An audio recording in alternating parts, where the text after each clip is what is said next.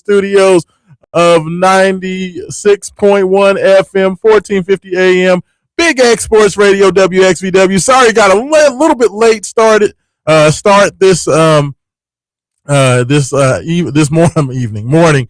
We're having some technical difficulties. Shout out to the tech man with all of the juice, Dave, for getting us together, getting us online. But we are up and rolling here this morning. Super excited to be here on this rainy Saturday morning, June 27, 2026. We have so much to get into, so much to talk about, so many things happening in the world of sports. Got the NBA draft. We have, University of Louisville, Pat Kelsey coming out, meeting with the media earlier this week. We're going to chat about that. We have a couple of big trades in the NBA. We know where Michael Brown is headed. We know where Ryan Conwell is headed. A couple of other Cardinals that are going to be playing in NBA Summer League, looking to try to make a fall camp and get a fall camp invite. So we have a ton of things to get into and a ton of things to talk about this morning, and I want to discuss it all. But of course, I do have to talk about something that happened and news that came across the wire before we get started on anything else. I know anybody who is probably up listening to this quality sports broadcast this morning has heard the news of the sad news of the passing of Kenny Klein, the longtime SID for the University of Louisville, and just a constant face in the Louisville sports department. Sports information directors normally aren't very well known, in the college circles. Like most universities, I don't think really have intimate knowledge or intimate relationships with their sports information directors. But Kenny Klein was one of those guys that definitely transcended his position and transcended any certain role within the city of Louisville. He was definitely and has been a longtime face of the University of Louisville. So I just wanted to just send my thoughts and prayers and condolences to Kenny and his family, and just kind of just say that I have for a long time appreciated Kenny Klein for everything that he's done for myself, everything that he's done for Main Event Sports and Wake Up 502. We have been in this game and in this business for a long time. We have,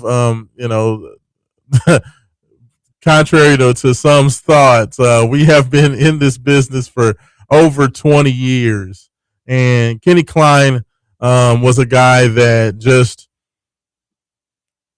regardless of who you were, he made everybody feel like they were important. Whether it was your first day on the job, and you're a short timer, or you're the long-standing face of sports media, or just in general, he always treated everybody the same. There were no big eyes and little U's with Kenny Klein, and that was the magic that made him the man that he was. Is that he treated everybody the same, and he treated everybody with respect and like they were, your best friend in the world, with a smile and a handshake and anything that he could do to help.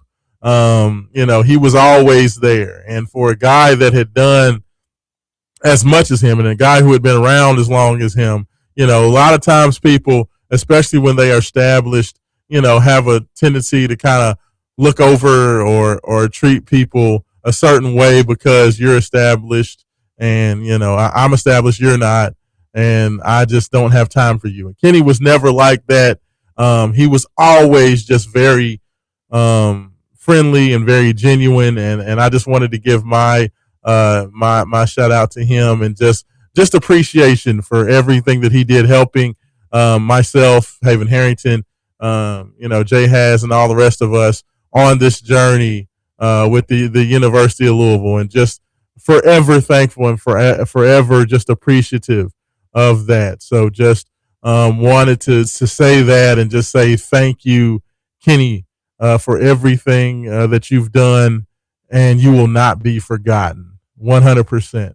You hold a very special place with myself and with the rest of us here with the Wake Up 502 and Main Event Sports family. So I just wanted to say that, one of the most amazing things that I always remembered, even when I was young, was just the fact that, I thought it was pretty cool that the University of Louisville was always the face of the Final Four. And what I mean by that is, U of L Sports Information Department has been responsible for, handling the stats and all of that stuff at the Final Four for, 30, I don't know how many years, 30 plus years. And Kenny Klein was right there, doing what he does best in coordination of, sports and mainly, of course, basketball being the main thing here. And the fact that he did that at the Final Four every year,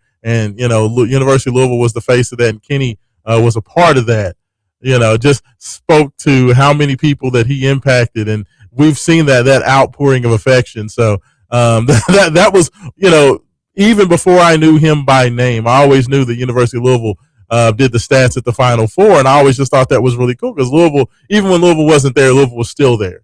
And I think that having a guy like Kenny as a part of that helps you to be able to do that. When you're trustworthy and when you're a guy that has a certain way about handling things and a certain way of doing things, it just puts everybody at ease. And Kenny definitely was that. So just again, my thoughts and prayers go out to everybody. And I know that, people spent a lot of time listening to radio, discussing Kenny and his greatness, which kind of just speaks to who he was. So I'm not going to knock people over the head with it, but I did want to just take that time in that moment to say that.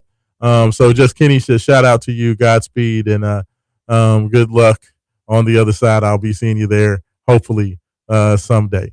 But now, okay, I got that out of the way. I got all the teary stuff out of the way. Now it's time to get in to what we do here. Wake Up 502. Like I said, so much happening, so much going on, so much to discuss.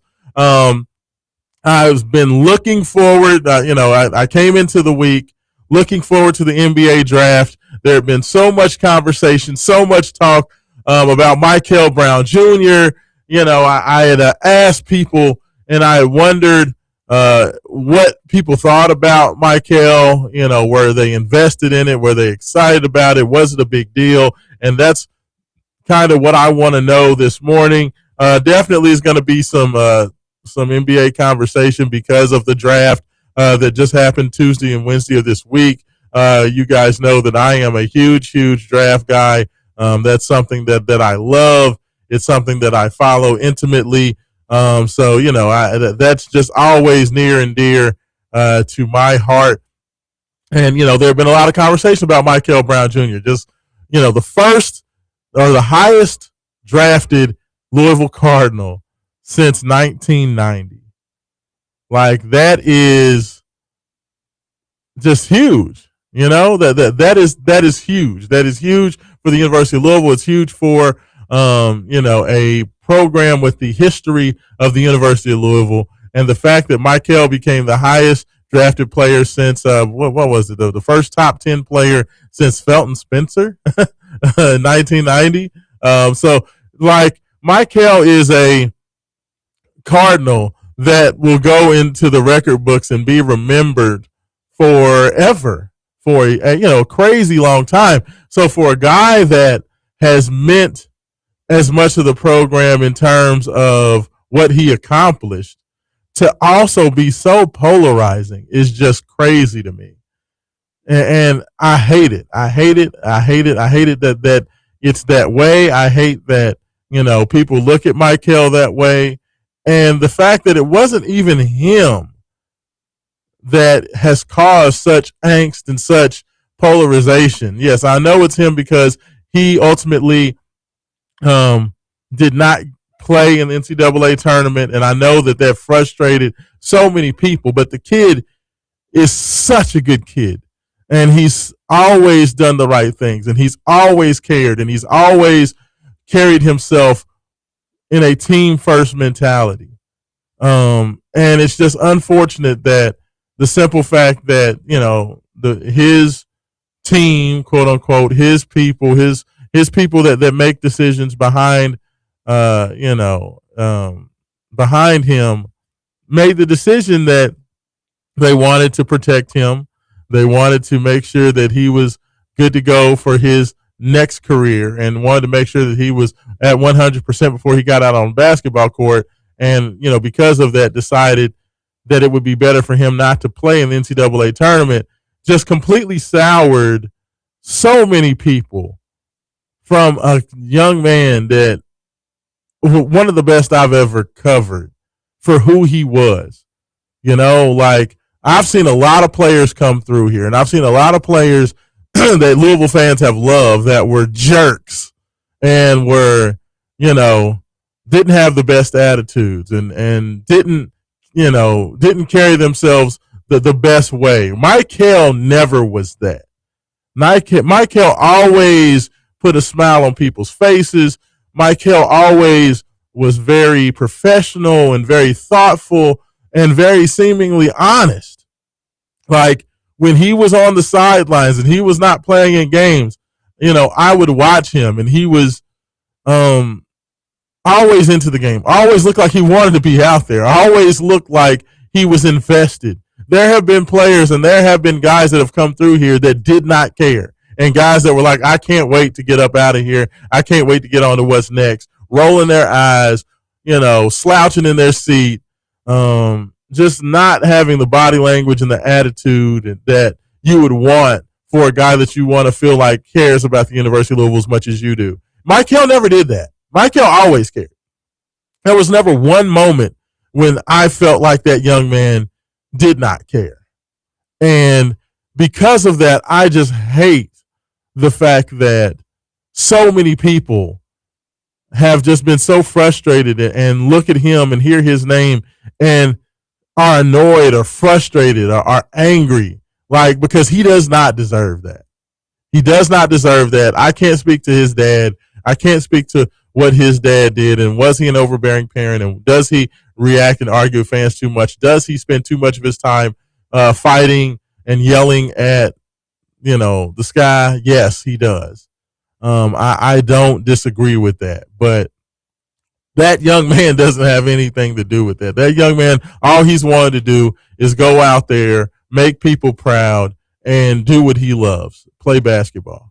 And I feel like he's done that to the best of his abilities. No, he didn't fight against his dad and his agents and whoever else were advising him. No, he's trying to make everybody happy and do what's best for everybody, including himself. And I think that's all he did. And in his position, with everything on the line, I don't blame him because the ultimate goal was making it to the NBA. The ultimate goal was getting drafted as highly as possible and, securing your future and, just having the opportunity to go do something great at the next level. And I can't disagree with that. And this, as I said, if this was my son and he was in the same place and position, I can't say that I would not do the same dependent upon the advice that I received. So, I just say all that to say, I just hope that as time goes along, everything will soften with Michael. I hope he stays connected with the university. I don't want another Purvis Ellison situation. I say all that to say I don't want another Purvis Ellison situation. I don't want one of the favorite Cardinals and a Cardinal that has done so much for the University of Louisville on the court and helped raise the profile of the university to not be appreciated and loved by its fans. So I will say that, man. I hope that we can find a way to move on from that and that Michael does not lose his connection with the University of Louisville, because one thing you'll learn, especially about the professional business, especially going somewhere like the Brooklyn Nets, that culture and that, the fans at that level, it's a business, and that they'll love you when you're doing well, and they will be the quickest to, throw you under a bus when things aren't going well. And the one thing that you can always do is fall back on your university that you played at and that loved you, and you can make a home here forever and you can have those connections forever. So I just hope that he grows that and doesn't throw that away. And I don't think he will. I think that he appreciates and loves the University of Louisville. His mentor is Donovan Mitchell, who is one of the faces of how you stay connected with your university and support your university, even though you move on to success at the next level. So you would think with the mentorship that Donovan Mitchell is going to provide, that Michael will continue to stay connected as well. Or at least I hope that he does. And I will say that Junior is definitely going to have to make some hard choices and make sure that guys like his dad just kind of fade into the background where they should be. Dad, you did your job. You got your son there. You got, you prepared him. You trained him. You did everything you needed to. You did an excellent job. But now it's, now that job is done, you need to just kind of ease up and just move into the background and just let your son shine, like that. I feel like at that point, that's what needs to happen. But I do want to know. I want to know, are you guys going to follow Michael with the Brooklyn Nets? Are you going to, I don't know if you're going to get the NBA ticket to watch Nets games, but I know I will. I will definitely be watching those Nets games. I ain't going to be watching on the NBA ticket. Y'all know I do the Fire Stick. So I'll pull them up on the old Fire Stick and watch some Brooklyn Nets games. I will put them in the rotation.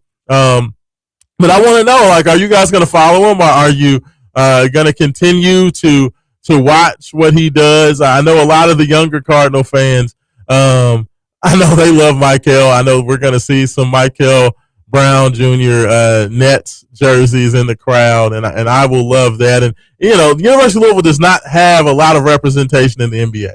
So, anytime we can have one of those guys, we need to prop those guys up. We need to see those jerseys in the crowd because, young players, young prospective athletes, prospects, they see that. And, Pat Kelsey, I'm telling y'all, Pat Kelsey is building something special here.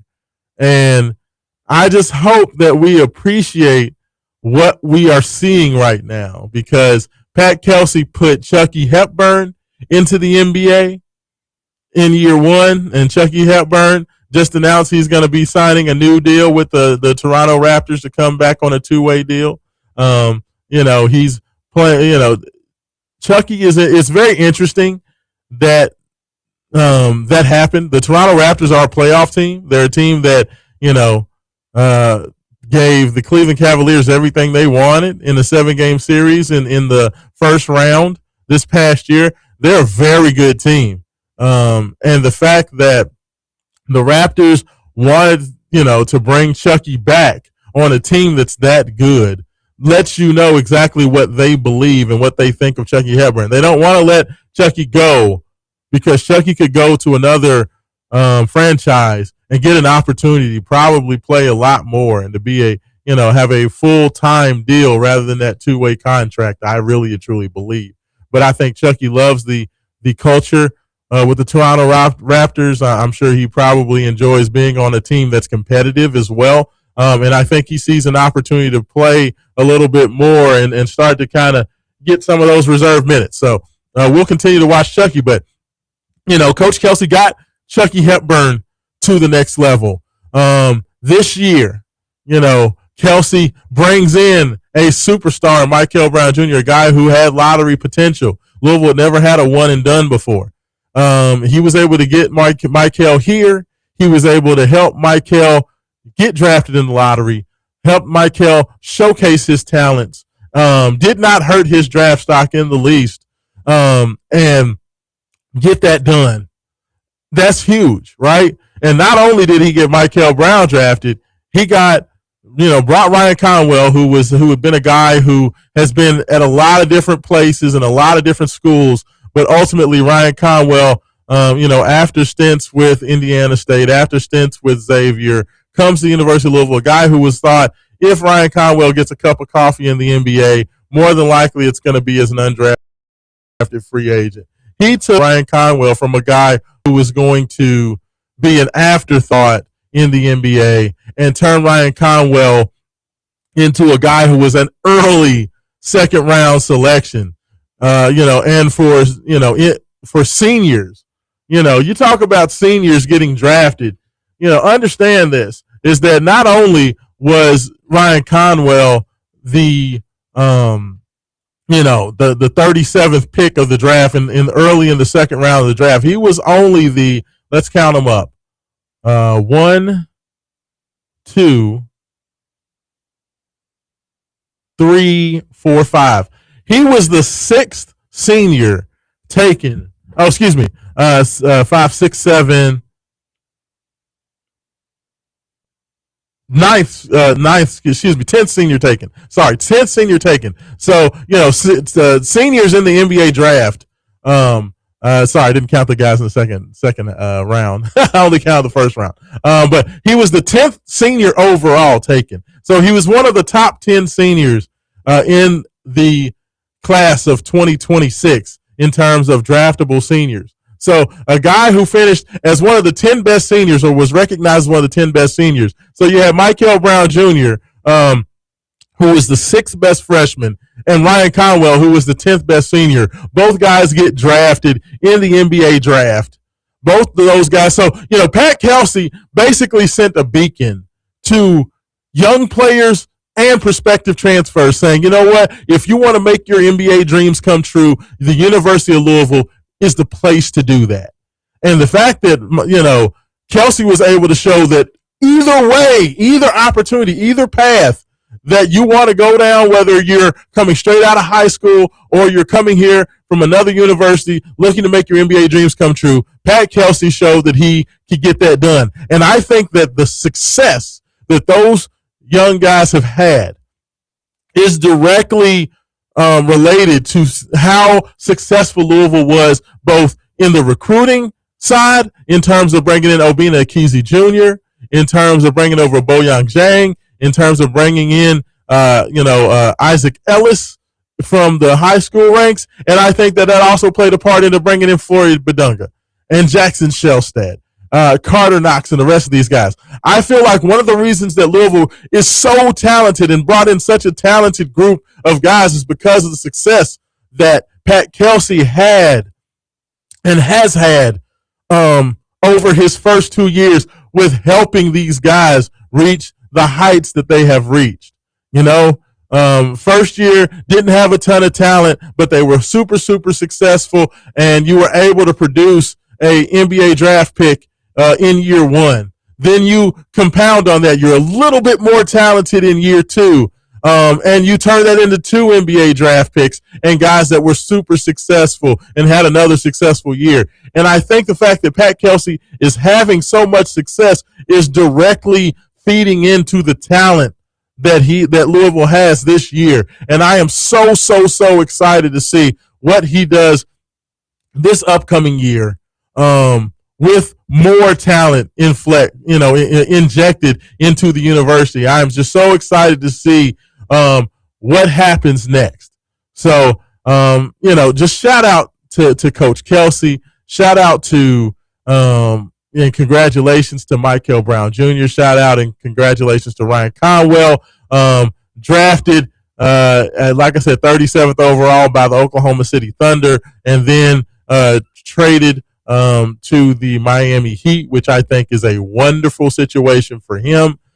So we're going to talk about that. We're going to talk about the other 2 Cardinals that got drafted as well, or excuse me, that got selected on, I believe, what they call Exhibit 10 contracts, which of course are Javon Hadley, who also got picked up by the Miami Heat. So you're going to have 2 Cardinals on the 2 Cardinals from last year as part of the Miami Heat Summer League team, and Ryan Conwell and Javon Hadley. And you're also going to have Trey White, who of course was here under Kenny Payne. Trey White is going to be a part of the Miami Heat Summer League team as well. So if you like your former Cardinals, definitely tune in to the Summer League. Vegas Summer League, I believe, starts July 9th out in Las Vegas. There will be a couple of precursors to that. I believe they call it the Rocky Mountain Review in Utah. That will begin, I believe, next weekend, July 4th weekend. That will be going on in Utah. I don't believe that any of the Louisville-based players will be at that event, but Michael Brown Jr. will be at the I believe they call it the California Showcase is what it's called in Sacramento, California. I believe that Darius Acuff will be facing off against Michael Brown Jr. and the Nets. Darius Acuff, of course, being drafted by the Sacramento Kings. I believe Kings Nets will kick off your summer league coverage. So you'll get to see Darius Acuff and Michael Brown Jr. in mano-a-mano matchup to start your 4th of July. So how cool is that? So even before we get to the Vegas Summer League, which starts, the following week after 4th of July weekend, we're going to get to see Darius Acuff versus Michael Brown Jr. next weekend. So just get ready for that. I love Summer League action. I always have. I always watch it. It's like watching, college all-star games, but, guys are playing for their lives. So it's very, very good basketball. So I absolutely love that. So I'll be watching that. Make sure you stay tuned in. Like I said, Isaac McNeely also got got picked up and signed a contract with the Atlanta Hawks. They're looking to add some shooting. So I think that these Pat Kelsey guys, several of these guys are going to have an opportunity to make a roster. Of course, Michael Brown Jr. is going to make that roster, I think, without a doubt. Ryan Conwell, the fact that the Miami Heat traded up to get that selection, where they picked him at, the fact that they have a huge need in the backcourt for shooters as well as playmakers. I think that Ryan Conwell's for sure going to make that roster with Miami. But I think the other two guys as well, I think that Javon Hadley as well as Isaac McNeely are going to have opportunities to make that roster. It's definitely going to come down to how these guys perform in both Summer League. For Hadley and McNeely, they're going to have to do well in Summer League, and then B, they're going to have to get that fall camp invite to see if they can either hold on to get one of those end of the bench roster spots or, maybe make a practice squad. We will have to see. But I think that all these guys are grizzled college veterans that have played a lot of basketball, and I really feel like Pat Kelsey and the Louisville coaching staff helped get these guys and prepare these guys as best as they could for their NBA journey. So we'll be watching them. I'll be super, super excited to see what happens with those guys. Please let me know, 502-414-1450. That is the Game Day Men's Health text line. I want to hear your thoughts. What do you think about Michael Brown Jr.? Are you going to follow the Nets? Are you excited for him? Are you going to stay connected with Michael? Are you as proud as you should be, in my personal opinion, as you should be for having a Louisville Cardinal drafted that high and being the new face of Louisville in the NBA? Are you going to continue to follow him? What do you think about everything that happened? And then, thoughts on the other guys as well. Do you like the fit in Miami? We're going to talk about those trades on the other side. I definitely want to get into that. We may hear from Romy Bean this morning, Roman Kelly. Haven't had him on in a few weeks, but with all the NBA stuff going on, I want to hear Roman's thoughts. So I'm hoping that we get a call in from him this morning. But I want to hear from you as well. 502-384-1450. That is Call Your Law Office hotline if you want to give me a call. And once again, 502-414-1450. That is the Game Day Men's Health text line. We're going to go ahead. We're going to take our first break. And then when we come back on the other side, much, much more to get into. This is Wake Up 502. Raashaan Myers taking care of you this morning. 96.1 FM, 1450 AM. And we'll be back on the Big X.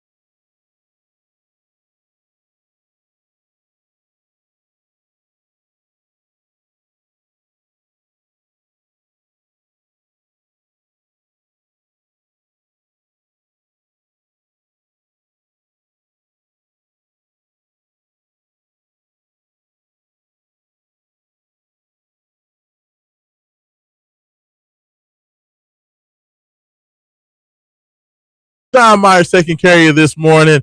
A little bit of Bruno Mars coming back from the break. Just trying to brighten up a rainy, dreary Saturday morning here and get your weekend started right. Y'all know how we do. That's what we do. 502-414-1450. That is the Game Day Men's Health text line. Taking your texts, taking your thoughts, talking a little Michael Brown Jr., talking a little Ryan Conwell, a little NBA draft to get you going this morning. Super excited. I see a couple of early texts coming in. And of course, if you're on X, if you're on YouTube, you're on Facebook, whether it be on my X channel at Raashaan, that's Raashaan. Of course, you can give me a follow there, or if you're checking it out on any of our YouTube channels, whether it be Main Event Sports on YouTube, if you're checking us out there, the Big X Sports Radio on YouTube, you can check us out there as well as my personal YouTube channel, Raashaan Myers.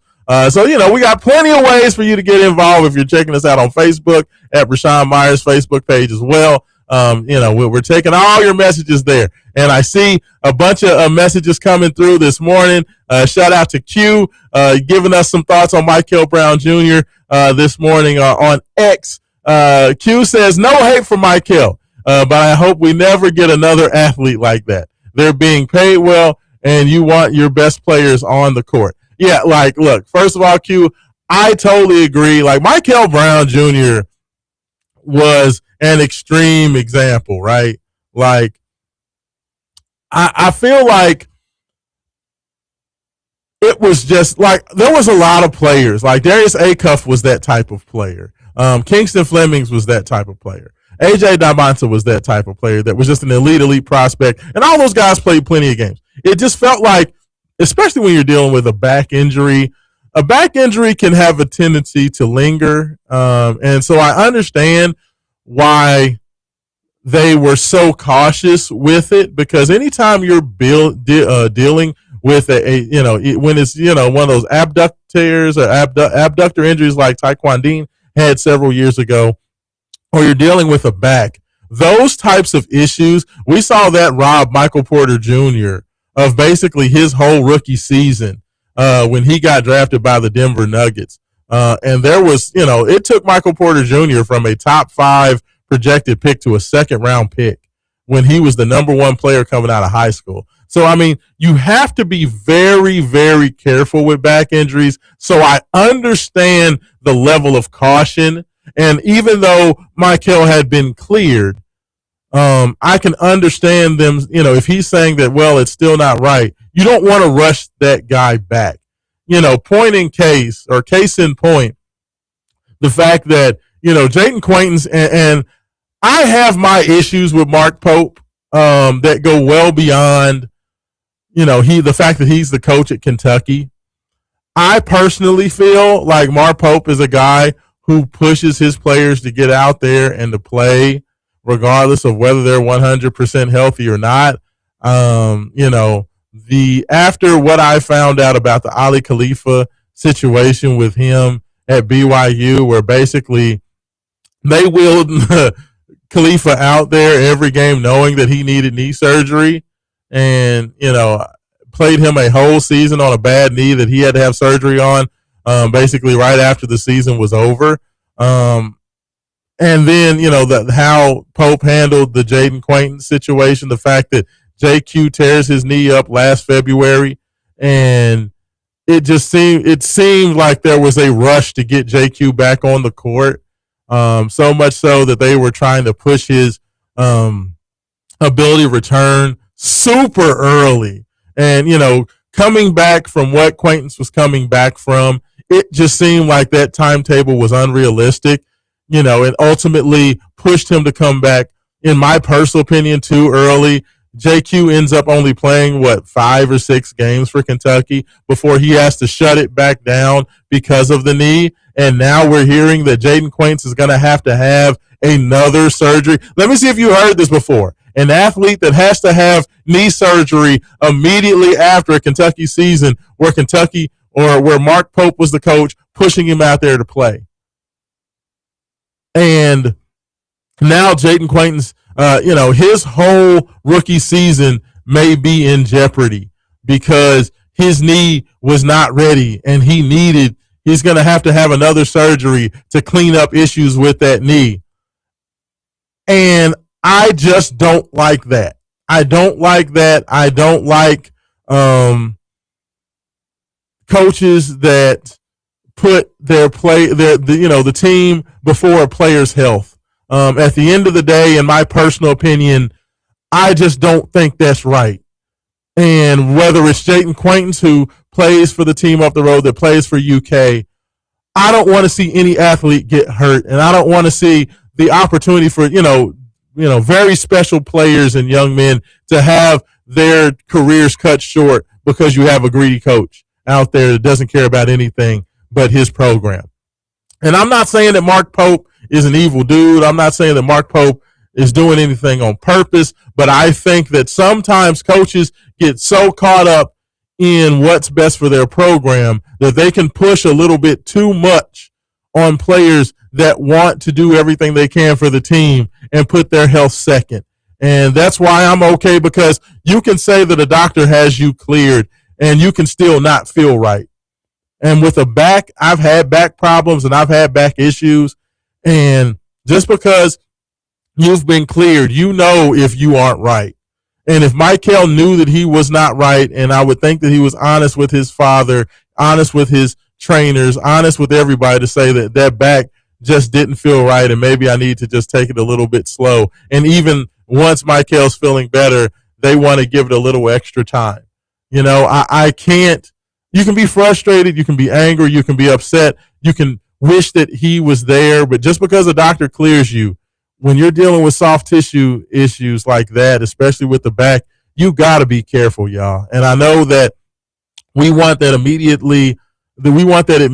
gratification of having him out there playing and having our jersey on and being able to represent the University of Louisville.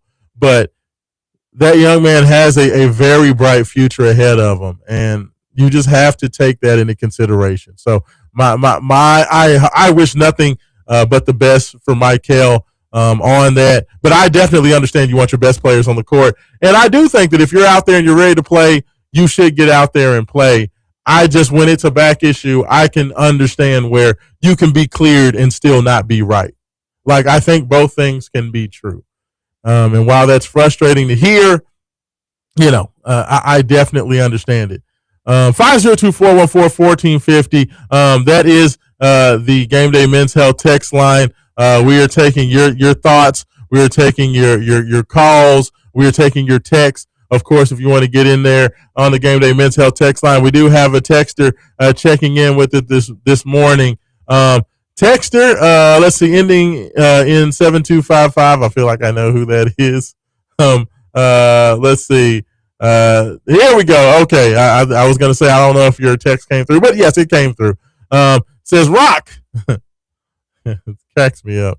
Always call me by the nickname on my show. Just using my nickname out there. Unknown person.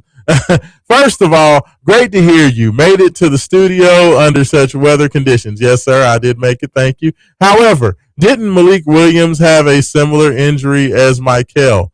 Malik definitely had some kind of, it may have been back. Yes, I feel like it may have been a back issue. I know it was some sort of issue along those lines, a back soft tissue type injury. And yes, Malik definitely did come back. I think that the difference between Malik Williams' situation and Michael's situation is just the simple fact that Malik Williams was a guy who was going to be a second round to undrafted player and was not considered a lottery type guy, wasn't even considered a first round guy. And I think because Malik knew that he was going to have to kind of get it out the mud, he was going to have to go get a summer league invite, play well in summer league, and then get that opportunity, which he, did. He was able to go out there, get, he's been on a couple NBA contracts, played some, had spent some time with the Milwaukee Bucks as well as the Miami Heat. He was able to kind of, Toronto Raptors. He got that done. He played for the Heat. He played for the Raptors. I believe he played with the Bucks for a little bit as well. So he was able to turn that around So I definitely congratulate him for it. But I mean, to be honest with you, and that's no disrespect, I just feel like Michael had more to lose. And because it was such a tenuous situation with so many elite level point guard prospects that were playing as well around him that he was jockeying for position for, when you're worrying about what Keaton Wagler's doing and what Kingston Flemings is doing and what Darius Acuff is doing, and there's so many guys right there with you at your same position, and you're really trying to protect your draft stock. I mean, the kid went out there and put up 45 points, hit 10 threes against the Wolfpack NC State. Like, he showed big time. He had great flashes, was big time against Kentucky. He played, like, it's not like he didn't play any games. Louisville only played, 34 games, 33 games overall. I think Louisville played 33 games this past season. Michael played in 21 of them. 21 of the 33 games. It wasn't a Kyrie Irving situation where Kyrie only played in 12 games at Duke. Yes, I understand that Kyrie played in the NCAA tournament. That makes the difference, is that Kyrie played in the tournament. Michael did not. But my point being is that he played in 65% of Louisville's games this past season, maybe 70% of Louisville's games this past season. So it's not like he didn't play at all. It's just unfortunate that back was still giving him issues once the NCAA tournament came around. But it felt like the young man was definitely trying to get back and get out there. So I just don't hold any ill feelings towards him. I think that we'll have to just wait and see what happens next with him. But I will definitely be watching it, and I will be cheering him on. Q back on X also says, with that said about wanting to have his players out there, he said, with that said, I will follow Michael's success and consider him a Cardinal for life. And I'm glad to hear that. And I think that most Louisville fans feel that way. When you get on social media, when you get on the radio, that is definitely the vocal minority. And not even everybody, universally is upset with Michael and his family. You just have a few individuals that are very loud, that voice their displeasure and their issues with Michael Brown. I don't think that their thoughts reflect the thoughts of the fan base. I do think there is probably a higher percentage than I would like of fans that are frustrated with Michael, but I definitely don't think that that's the way most of the fan base feels.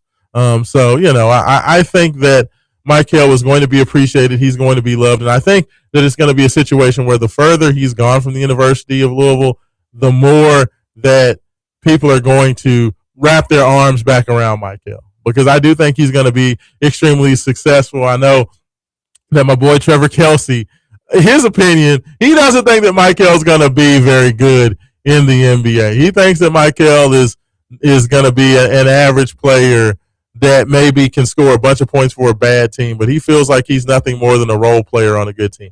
I respectfully disagree with that. I think that Michael is going to be very good in the NBA. I feel like Michael is going to be elite at the next level. I think he has all the tools. I hate that he got drafted by the Brooklyn Nets, because that's just been a franchise that has just been a bad franchise for a long time. They have been a franchise that, since Jason Kidd left, have just not been good.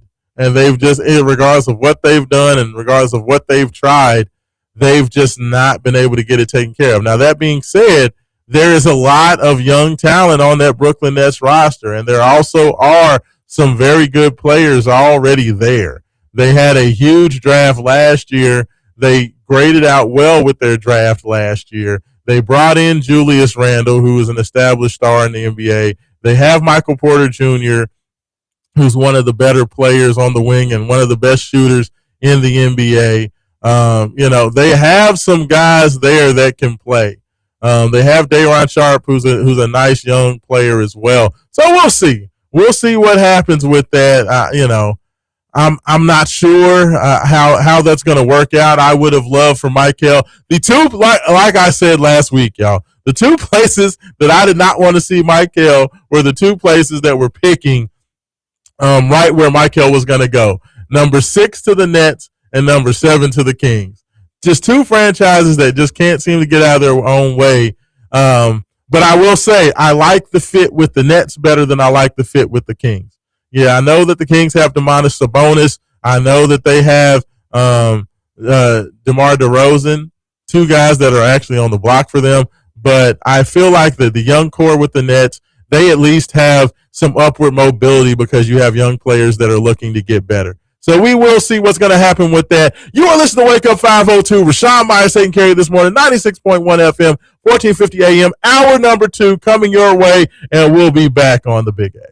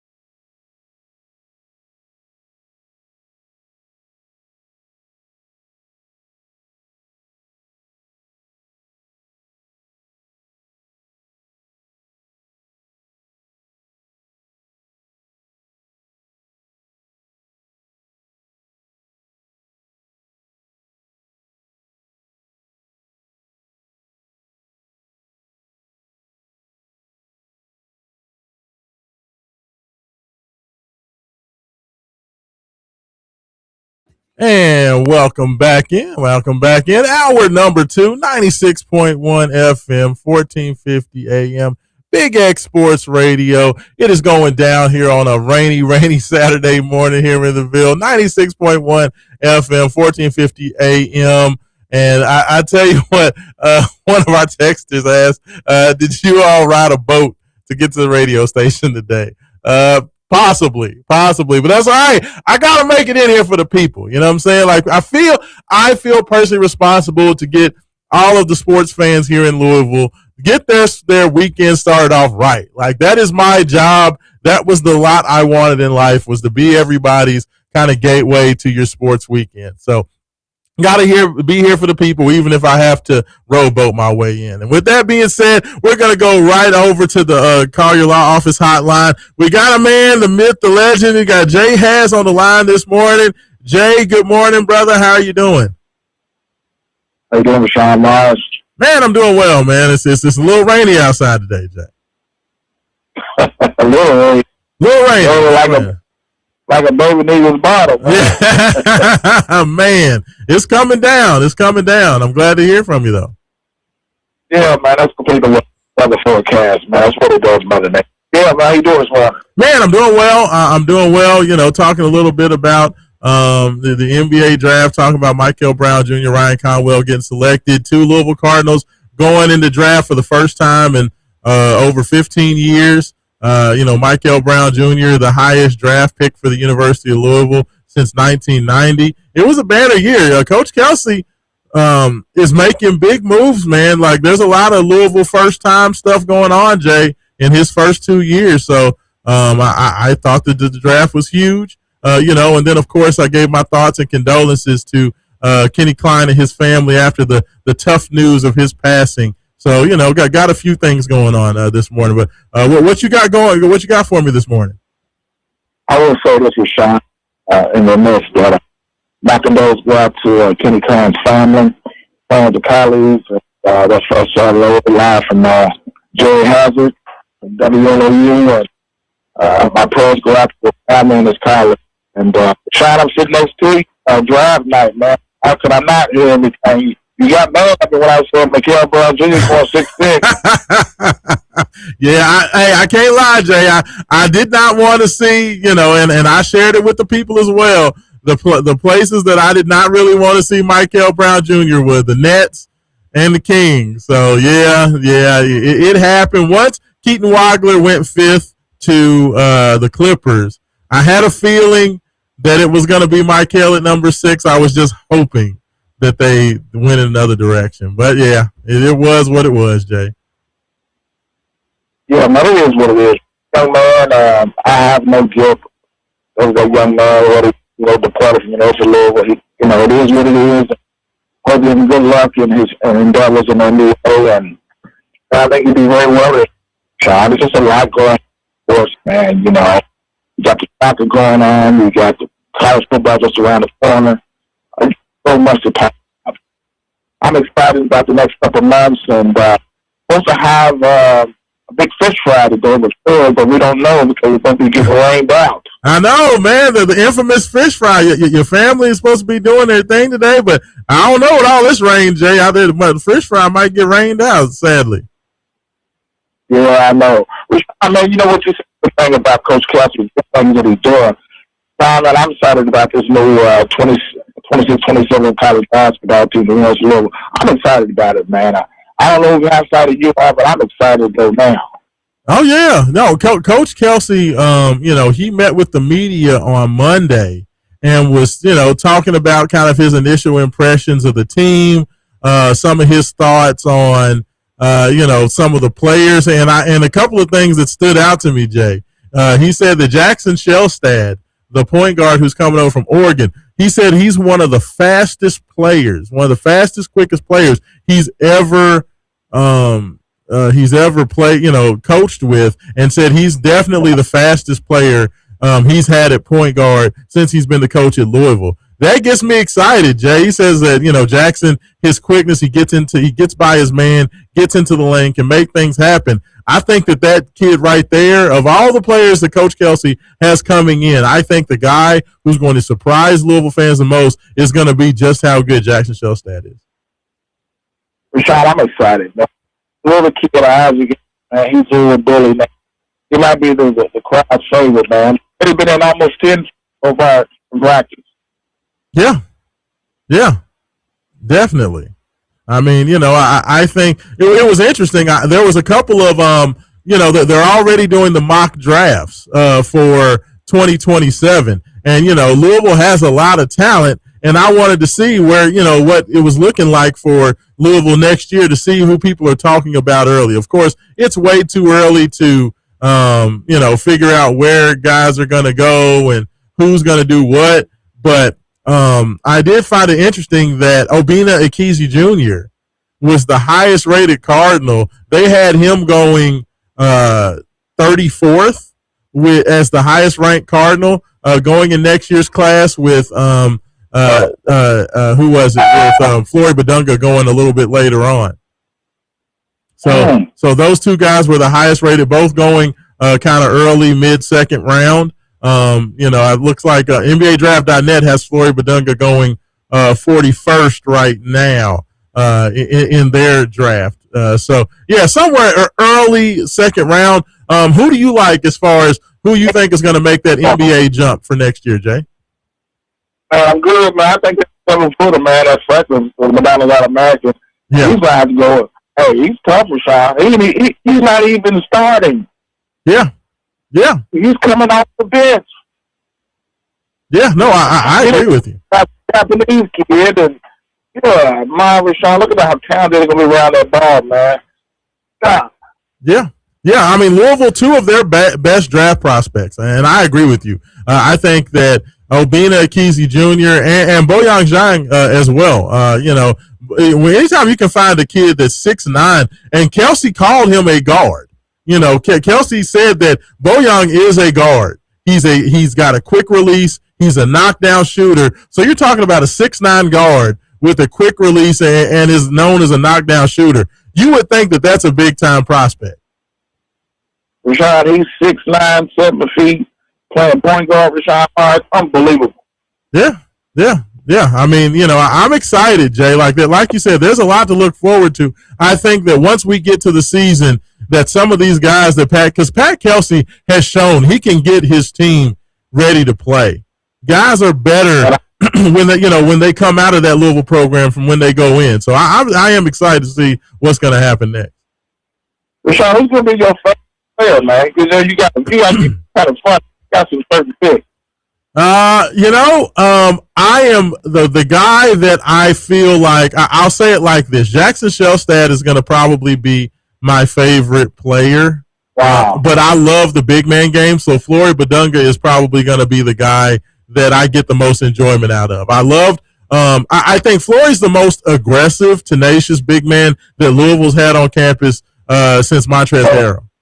Like, Flory's going to bring that Montrez energy, right? Like, he's going to try to dunk everything. He's going to dunk on you. He's going to tell you about it, which I know you love.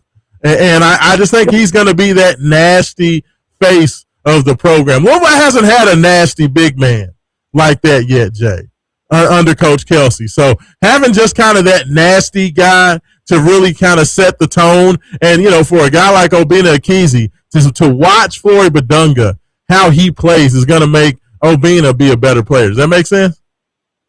So in closing remarks, Raashaan, I'm going to give you a two-parted question. Everybody's not talking about Knox as one, and the other kid is playing at what's it, the 3 or the 4, the other kid from Iowa? Yeah, Alpha Harris. Yes. Mm-hmm. Explain that on the remarks about these two athletes. Yeah, I mean, Carter Knox, to me, I think is maybe underappreciated. I don't think people really understand how skilled he is offensively. He's a kid that's a knockdown mid-range jump shooter, can create his own shot from the perimeter, is a tenacious defender. I think that both Carter Knox and Flory Badunga are going to have the best motor. I think that those are two guys that they play so hard that they have that feeling of, if you're to stop me, you're going to have to kill me. That's the kind of effort that they give. So I think that people will really love Carter Knox. And then Alvaro Figueres, he was the go-to guy before he came over to Iowa at Robert Morris. And I think that people kind of have forgotten just how highly he was thought of. He was a top 10 transfer when he left Robert Morris last year, when he transferred to Iowa. Kentucky wanted him to come in and be a hub of their team last year. And I think because Iowa used him as a backup big man and kind of had him playing the 5, didn't really put the ball in his hands and allow him to create. I don't think that people are understanding what he can be in terms of a ball handler. He can do a lot of what Ali Khalifa did with his passing, but then you add to it the fact that he'll dunk on you. He can attack the basket. He can shoot the mid-range. He can step back and shoot the 3. He's a very talented player. I mean, Coach Kelsey has done a great job of putting together a lot of guys that have upward trajectory, Jay. So I think that Carter Knox is going to be better than what people think. I think Alvaro Figueres can do more than what people think. This is going to be a very entertaining team to watch. I'll see you later on. I'll give you the details about the fish fry and later this afternoon. Cool. I appreciate it, Jay. Thanks so much. Go answer that phone. I appreciate it, Jay. Have a good one, brother. All right. There we go. One of the best to ever do it in the city. Jay Haas checking in this morning. Appreciate him. But yeah, hey, and everything that I say, I mean, y'all. Like, I really believe that Coach Kelsey, he said he wanted to find those guys that were kind of diamonds in the rough, and not that necessarily all these guys were diamonds in the rough, but he got a lot of guys that their trajectory as basketball players are up, or they're going up. They're getting better. They're improving. They haven't played their best basketball yet. And I think that is true. When I think about it, I feel like that's true for every player on the roster. I can't think of anybody who's a finished product. I think the guy who's closest to reaching his ceiling is probably Deshane Montgomery. Like, I feel like Deshane has almost topped out where he is as a player, even though I do think he probably has a little more to give. And hopefully in a Coach Kelsey system, he can show a little bit more of that. But I think that Deshane is probably the closest thing to a finished product. But other than him, I think Flory Badunga, he's still growing. Like, people look at Flory Badunga like he's like a senior transfer. Homeboy was a sophomore last year, y'all. Like, I understand that he was Big 12 Player of the Year. He was a third-team All-American last year, and is probably going to be a first-team All-American this year. But this is not a senior, a guy who's coming in as a senior. He's only going to be a junior next year. So Flory still has a lot of growth potential. You're talking a guy who can potentially still play 3 years of college basketball. Same thing with Carter Knox. Carter Knox is only a sophomore last year.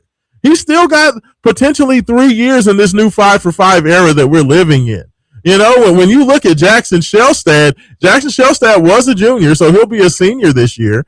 But Jackson Shelstad missed almost all of last year. So he potentially has another red shirt. So he could potentially have 3 years left. Like, all of these guys are, have either shown to be really good players, have been really good players, but they have another level that they can get to.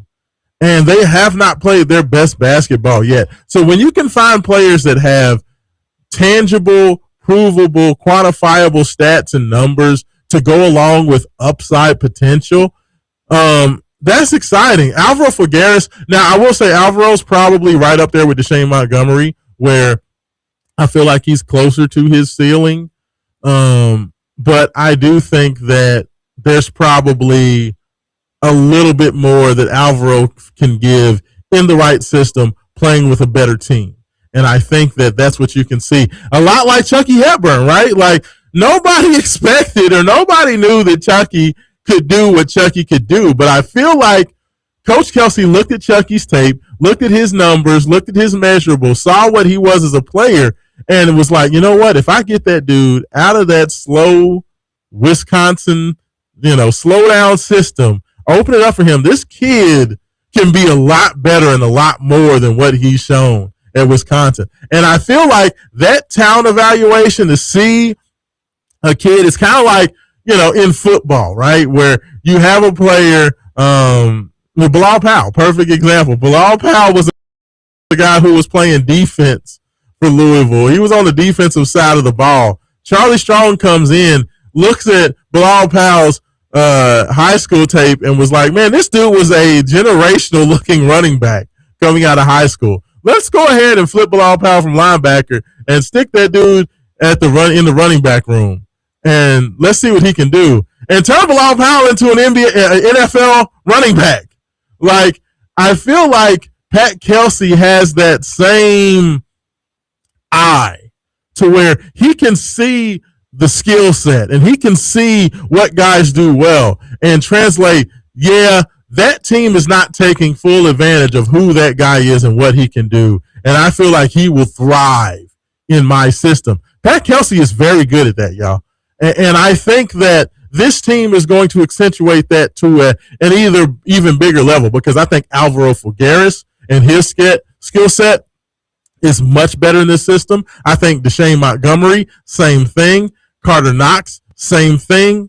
Floyd Badunga already is what he is, a rim running big man that goes really, really hard and can also protect the rim. He already is that. To me, for him, it's just about getting older, getting more consistent. I love the fact that he was able to show some ability to score on the block without a dunk. I love the fact that he was able to show off a left hand and right hand hook shot, which is not something that he's shown much at Kansas, that I think that as he continues to grow that part of his game can get even better. But that's what gets me so excited about this Louisville team, is that all of these guys' growth potential to get better and really fit what Coach Kelsey wants to do is super exciting. It's super exciting. Jay has getting me all excited talking about basketball this morning. I'm supposed to be talking about the NBA, and Jay's just got me going in full bore, on this Louisville basketball for next year. He loves the basketball, y'all. He can't get enough of it, and I can't blame him. I had so many other things that I want to talk about, but let's continue. We're going to get back to some of your texts and thoughts as well. 502-414-1450. That is the Game Day Men's Health text line. Would love to hear more from you. We got our text rolling in on YouTube as well as X. We have a YouTube comment. We got Sean checking in. Says, good morning, Wake Up 502. Main event. Happy 4th of July. That's funny, 4th of July. He says, will Michael Brown going to fall all over the floor in the NBA? Or is Michael Brown going to fall all over the floor in the NBA? I think that Michael did not get a friendly whistle. I know Michael hit the ground, but when he hit the ground, a lot of times he had reason to. He got pounded a lot. Like against Virginia, against Duke, against North Carolina, he was being aggressive, attacking the basket, was getting hammered. People are talking about the fact that, he came back from that back injury, and the officials did no justice, or they did not help Michael at all. You have a guy who's coming back after, a month layoff in December, in the mid-January, coming off a back injury. And especially in that Duke game, but not only the Duke game, these teams were being extremely physical with him.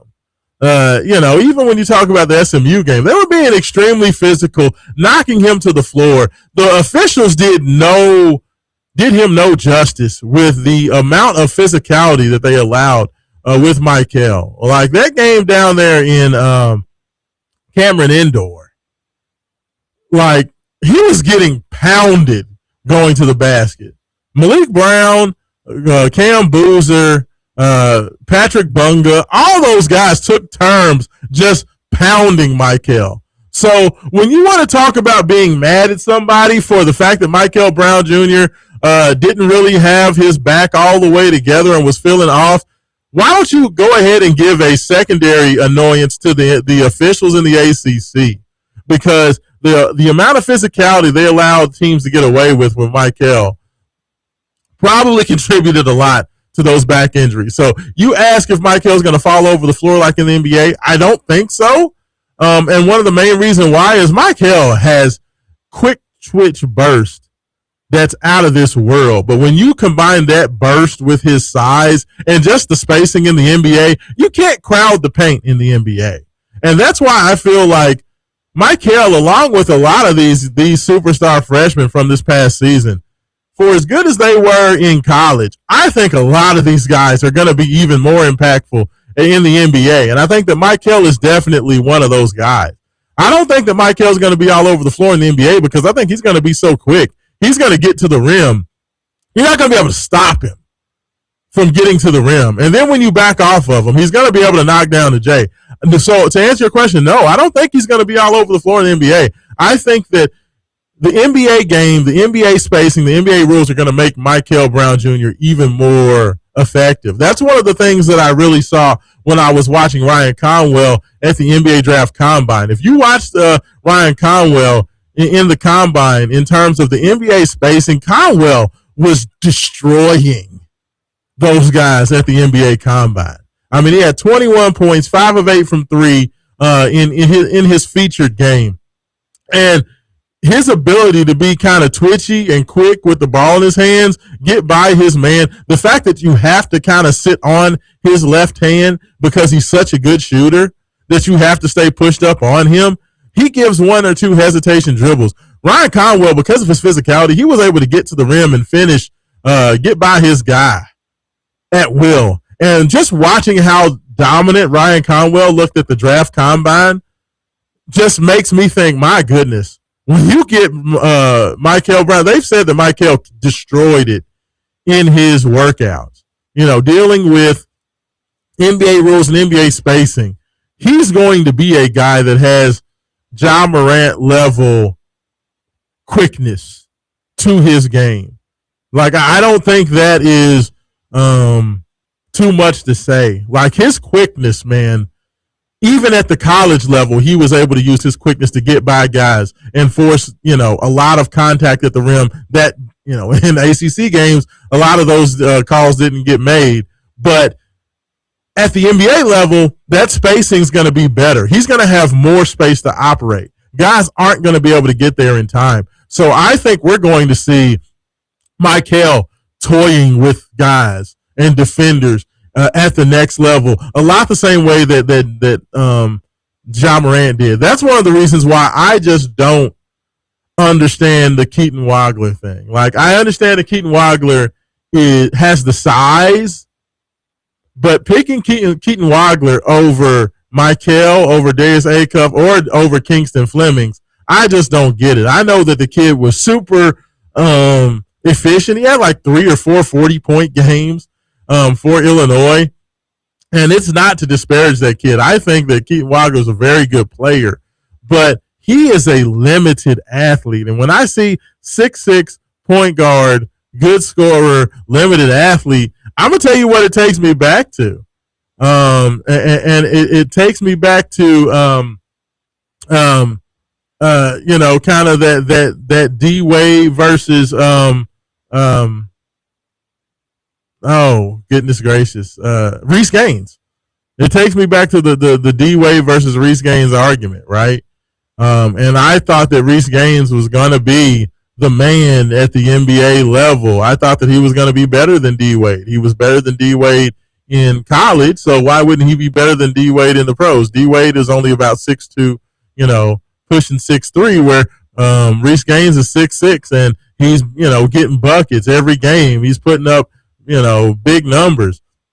And I think Keaton Wagler is the same thing, right? Like, I think that Keaton Wagler, a very reasonable comparison to Keaton Wagler is Reese Gaines. Both of them 6'6", both of them, you know, good, not great athletes that were very productive as college point guards. But when you get to the NBA, that quickness matters, right? That speed matters. That twitchiness matters. And Keaton Wagler, to me, just doesn't have that burst. I think they said at 6'6", he only had 4 dunks all season, 3 or 4 dunks all season for a guy who's 6'6". To me, that not that lack of burst, that lack of explosiveness, is going to get it's going to get exploited at the next level. I think that he's going to have an issue getting by his man, and I think at that at this level, at the NBA level, that's going to be a problem. We'll have to see. Like, we have plenty of time to adjudicate that and to figure that out. But I do like I was not. I like Keaton Wagler, but just even watching him and watching Illinois in the NCAA tournament, I just didn't see the burst and the quickness. And I think that's what separates Michael. That's what separates Darius Acuff, and to a lesser extent, Kingston Flemings. Kingston is not doesn't have as much of a burst. Kingston does it more with just having a kind of a quick handle and a nice kind of mid-range pull-up. I think that Acuff has a little bit more of a burst, but I think that Michael has the best burst of all of them. That's the crazy thing about Michael. Michael's the tallest. He's the second tallest. Keaton Wagler, of course, being 6'6", is the tallest. He's the second tallest. He probably has the best first step of all of them, with Darius Acuff kind of that close second. And Michael's the best shooter of all of them. So, like, Michael, to me, and they asked GMs of all these point guards who was the best, and four of the GMs gave Michael the nod. No other one of the point guard prospects got more than 2 votes. And I think that's the reason why, is that Michael is the best combination of all those skills with great size. So we'll see. We'll see what happens. There's going to be a lot of fun. The NBA Summer League is going to be kind of your first opportunity to see these guys go and do what they do. So we'll just have to wait and see. But with that, let's go ahead. Let's take that last break. On the other side, and I want to hear your guys' thoughts. You can go ahead and start sending them in on YouTube. You can send them in 502-414-1450 on the Game Day Men's Health text line. I want to know Giannis to Miami Heat, giving up all the assets they did. Charlotte Hornets trading away Melo Ball for a bunch of guys, trading them to the Minnesota Timberwolves. Good deal, bad deal, yes or no? Do you like it? Did these teams get better? We're going to talk about that, and we're going to read some more of your texts. That and much, much more on the other side. This is Wake Up 502, 96.1 FM, 1450 AM, and we'll be back on the Big X.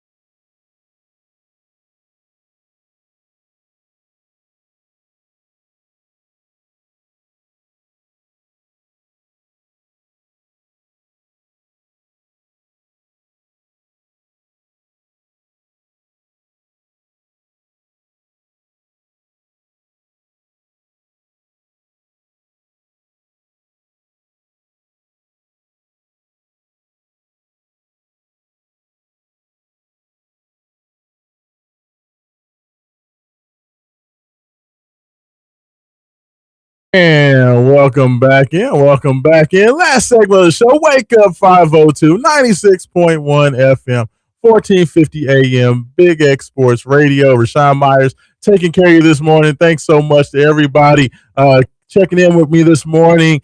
It's been going down here in the city. They always say the dog days of summer, but for me, I feel like this season just continues to just roll by, man. I can't believe it's already July 4th of July weekend upcoming next weekend. For me, I have like a 3-day work week next week, right? So I'm super excited about that. Another holiday, 4th of July. And once you hit 4th of July, y'all, NBA Summer League pretty much gets going and takes you all the way up to preseason NFL football. So for me, the dog days of summer. So when you look at it, that you really don't have your transfer portal. Now the transfer portal season is a thing, right? You are discussing transfer portal. You're discussing everything going on with these teams getting together and figuring out what teams are going to look like and what rosters are going to look like. That doesn't end until like the last week of May, the first week of June. So, once that's done and the rosters are set, pretty much the only dead period now is like this 4 weeks in June.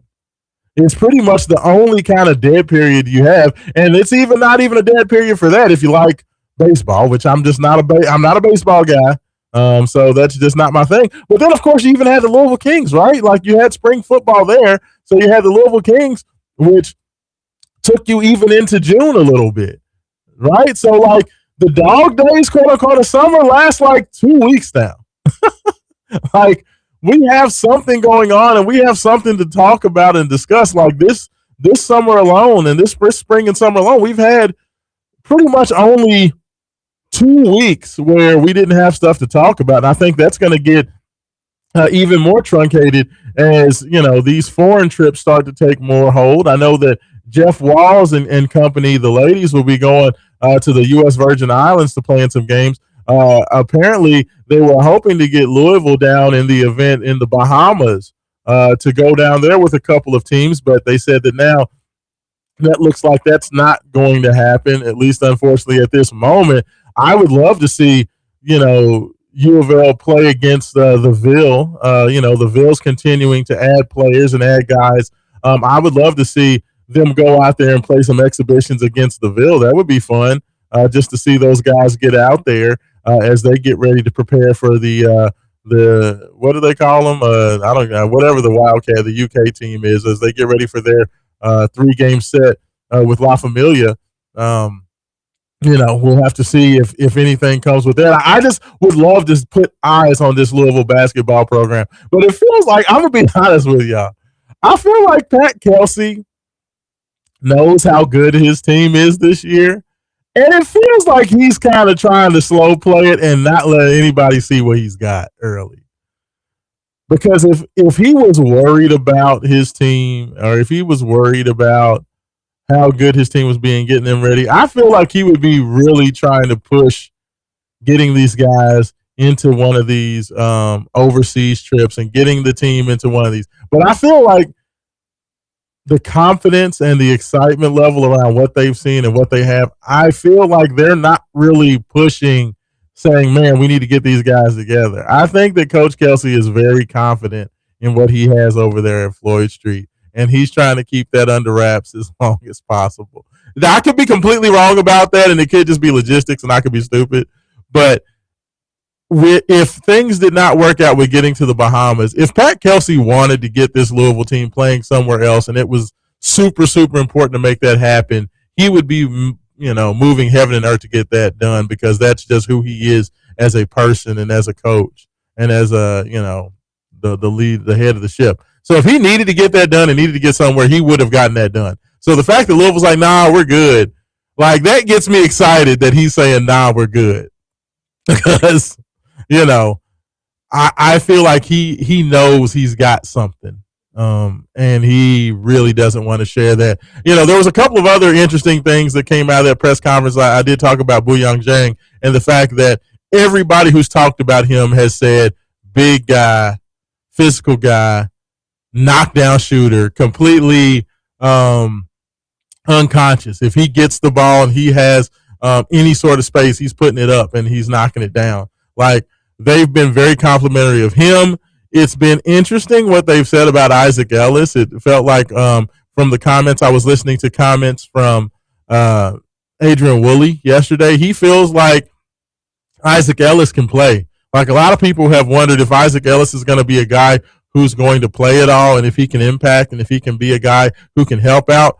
I mean, from the sounds of what Adrian Woolley said, the sounds of what Pat Kelsey said, they say that, Ellis will come in and he'll take charges. He'll be a bulldog. He'll fight for the ball. He can knock down shots.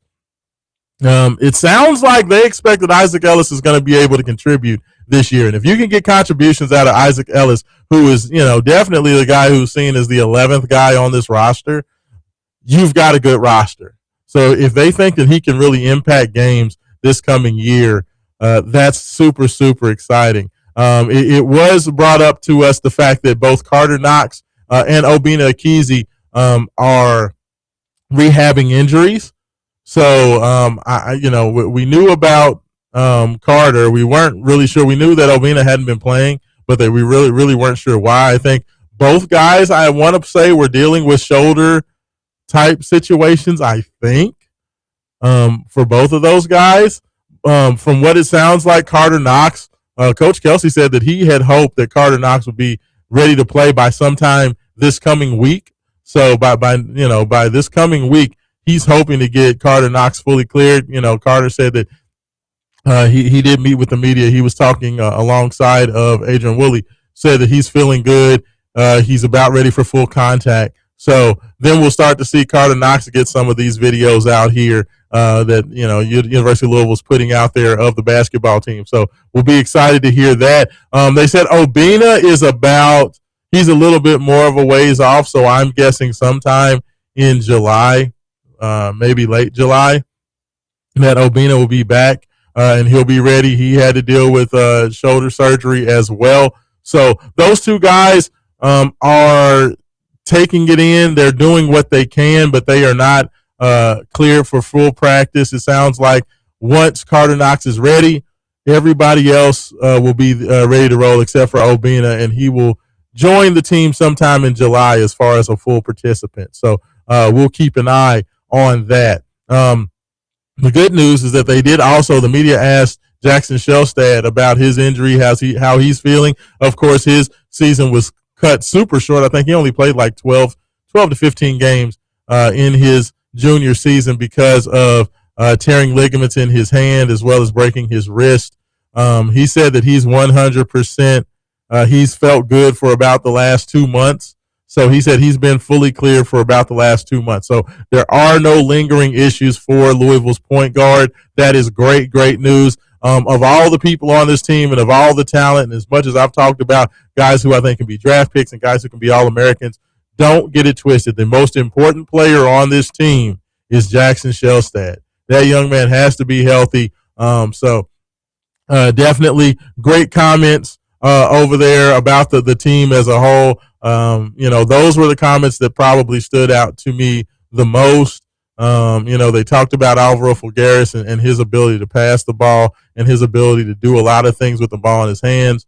That kind of stuck out to me. But that was pretty much from the comments that I heard that, I thought were most apropos. If you have not had the opportunity to check that out, go back to gocards.com. You can hear they interviewed, like I said, Coach Kelsey did about 30 minutes, and then they did about a 8 or 9 minute session with Carter Knox and Adrian Woolley, and then they also did another about 13 minutes with Flory Badunga and Jackson Shelstad. And Flory Badunga, by the way, is a funny dude. Like, he is very funny. He has a great personality. He's going to be a fan favorite just because he's going to be very demonstrative, great attitude about him, and he likes to make people laugh. So I did like the personality that he showed. I can't believe it may have been Kent Spencer was asking him if he enjoyed being to the Derby, and Flory looks at him and says, "Have you been to the Derby?"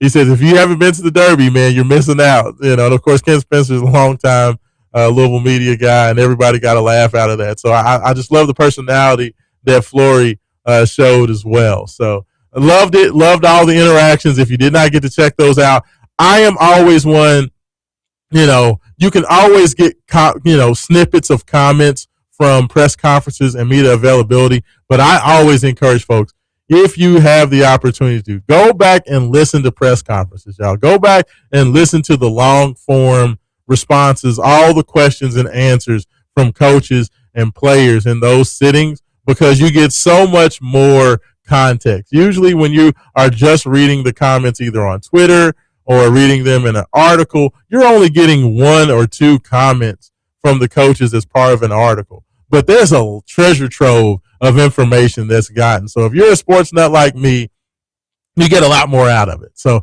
I just say all that to say, just definitely go back, listen to that audio. I mean, it's the middle of the summer. What else do you have to do rather than spend, a good 40 minutes listening about Louisville basketball? If you're a basketball head like me, that's big. So have a couple of other text messages I want to finish up and clean up before I get to my thoughts on the couple of big NBA trades. Texter says JQ needed. I don't know what that was. That was Sean. I'm not sure what JQ needed. JQ, I will say this about JQ. I love the fit for JQ going to San Antonio. The San Antonio Spurs killed it at the NBA draft. The only thing that the Spurs, their biggest weakness was the fact that they did not have enough ball handling, and as we discussed, that experiment with allowing Stephon Castle to be a point guard, in my personal opinion, is a failure. Stephon Castle is a great player, and he is a lot of things, but a point guard he is not. So the fact that they were able to go out there, pick up Jacoby Gillespie in the second round, I think Jacoby Gillespie is definitely a roster rotational level player. I think that he's going to be able to have a great opportunity to make that roster with the San Antonio Spurs. And I think that that's a nice option to have behind De'Aaron Fox and Dylan Harper. I think that he will show his ability to defend and his ability to knock down shots. I think that he's going to be able to make that San Antonio Spurs roster. So I like that as a pickup. But even more so than that, forget the ball handling. Spurs needed help on the interior. Spurs, for Luke Cornett, bless his heart, he's done a lot. He did a lot for the Spurs. He's a very good defensive player. He's very smart. But his limited athleticism and just the fact that teams picked on him in the minutes that Victor Wembanyama was on the bench, the Spurs needed to get bigger and more athletic in the paint. They did that as well as anybody in the draft. I love the Spurs draft, the fact that they pick up Jaden Quaintance at number 20. JQ, the best defensive prospect in the post in the draft, definitely dealing with the knee issue, is a guy that is probably not going to be healthy and be ready to go. From what it sounds like, he's going to need a revision surgery on that knee to clean it out, to get it ready. So JQ may not see the floor as a freshman, and if he does, it probably won't be until, February, March. They may just shut him down altogether. So you may not see him, but being able to pick that guy up to long-term match with Victor Wembanyama was excellent. I mean, 7'6" wingspan, explosive athlete, tenacious defender, unbelievable motor, fits perfectly as a complement to Victor Wembanyama. But then they back that up by trading back up into the first round, taking Terrace Reed, elite level big man down low in terms of being a two-way player, can score on the post, tough and physical defensively, big guy, can finish with the left and the right hand. He's going to give you much more offensive punch and offensive potential than anything that Luke Cornett or Jaden Quaintance even are going to give you offensively. Is a guy who is a plug-and-play guy that can come in and be a reserve backup center immediately in the NBA, in my opinion. And then they go out there in the second round and pick up Malik Brown, the defensive standout from Duke. Malik Brown can play both the center and the forward position, has great quickness, so he's able to defend on the perimeter as well as down low, and is just tenacious on the backboard and tenacious as a competitor. I felt like the Spurs did as good a job as any in filling their holes. That team has no weaknesses, y'all. They were young last year. They made it to the finals. They had double-figure leads in all 5 finals games, even though we, of course, know that the Knicks won the series in 5. But the Spurs did a great job of shoring up their deficiencies. And how quickly those guys get up to speed, and then how much that Victor Wembanyama and all those young Spurs just grow as a team. Man, the Spurs are going to be scary for years, especially if JQ can get healthy. Just wow. Just unbelievable. Texter also says, how about the player from UNC who stayed in the draft but fell to the bottom of the second round? Yeah, Henry Visar. The big man, 6'11", big man, transferred from Arizona, transferred to UNC. Definitely got some bad advice. Decided to keep his name in the draft. Malik Thomas is another guy who kept his name in the draft and unfortunately fell to the second round, going to the Cleveland Cavaliers at pick number 34. As Isaiah Evans, the superlative shooter from Duke, also dropping out of the first round. Those 3 guys could have definitely made more money had they stayed in college. They made they made the choice to stay in the draft and did not go into the second round. That's unfortunate for them. I think Isaiah Evans, he'll be fine. He's going to a good spot. I think that he'll be greatly utilized. I actually wanted to see him drop to the Cleveland Cavaliers. I felt like the Cavs were going to take him at number 34 if he made it to the 4th pick of the second round. Unfortunately, he gets picked just the selection before. It is what it is. They took Malik Thomas, instead. Malik Thomas was the highest rated player on the board heading into the second round. So, not saying that the Cleveland Cavaliers made a bad selection, but the issue is the Cavs needed wing size. They needed size on the wing, a guy who could score and do some things. Evans at 6'7" was perfect for that in terms of being a knockdown shooter, being athletic, having good size at 6'7", where Malik Thomas, 6'3", long arms, but a little undersized. It's more of the same. It's kind of, your guy have another guy in that same size profile as a Donovan Mitchell, as a James Harden. The Cavs are going to have to do some things in this offseason if they want to do anything. They need to do everything they can. If it's true that the Boston Celtics are looking to possibly make a deal, Jaylen Brown for Evan Mobley, they need to move heaven and earth to make that happen. Is my personal opinion. We'll see what happens with that. Other than that, that's pretty much all the text for the day. I know somebody asked if there was any conversation about what exactly happened with KK, with Kenny Klein. Only thing they said was that he had a some sort of medical event and ended up going into the hospital, and then we know what happened from there. So know that there hasn't been any specifics out there, but just once again, thoughts and prayers and love out to Kenny Klein and his family, and just really, really appreciate him. All right, man, my last thoughts on the trade before we get out of here. Time always flies, even when it's just me. People say that it's hard to talk on the radio by yourself. I don't know what the problem is. Like, I can get in here and talk to y'all forever, and then, when I have guys like Jay Haas call in and chat with me, I'm just fine with it. But thoughts on the trade, Giannis trade, LaMelo Ball trade. My biggest question that I ask is, after the big trade, did you make yourself better? Is your team tangibly better? For the Miami Heat, I think they are slightly better than they were previous. But with the haul that they gave up to get Giannis over in that deal, the fact that they had to give up Tyler Hero, and the fact they had to give up Jaime Jaquez, all of the draft picks, they basically gave away all of their perimeter talent for the most part. They still have Davion Mitchell. They still have Norman Powell, even though Norman Powell is a free agent, so he can walk. And a lot of talk is that Norman Powell will make more than what the Miami Heat can afford. So Norman Powell is more than likely going to be gone as well. So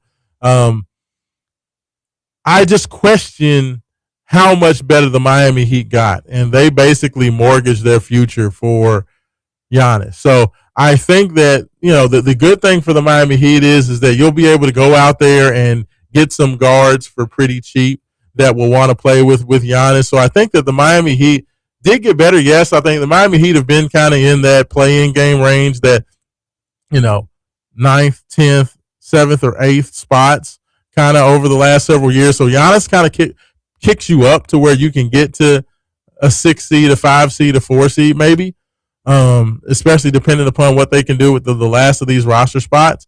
So I do think that they got better. So I would say it's a good trade, especially when you're looking to immediately win now. So I think that they did get better. I like the trade.